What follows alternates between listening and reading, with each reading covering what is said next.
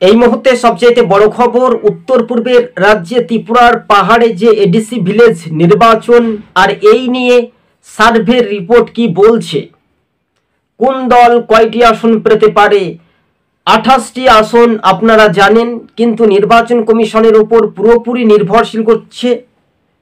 তবে দিল্লির পর যেহেতু আমরা এডিসি ভিলেজ নির্বাচন নিয়ে রাজনৈতিক মহলে একটা চর্চা, তবে সিপিআইএম পার্টি প্রধান বিরোধী রাজনৈতিক দল, শাসক দল বিজেপি ও মোথা কার্যত 1 ইঞ্চি জমি ছাড়তে রাজি নয়। CPM, Congress, BJP, Tripura মোথা।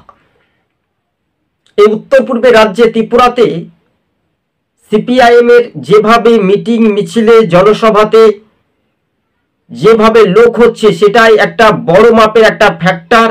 সেই রাজনৈতিক সমীকরণটা আরও এক প্রকার হওয়ার নিশ্চিন্তে আমরা জানতে পারছি দর্শক বন্ধুগণ। তবে হ্যাঁ, 14টি আসন জিততে পারে বামেরা সম্ভবত, 5টি আসন জিততে পারে কংগ্রেস সম্ভবত, 4টি আসন জিততে পারে মোথা বা 4টি আসন জিততে পারে বিজেপি, যা সার্ভে রিপোর্ট বা তথ্য বিশ্লেষণ করে আমরা জানতে পারছি দর্শক বন্ধুগণ।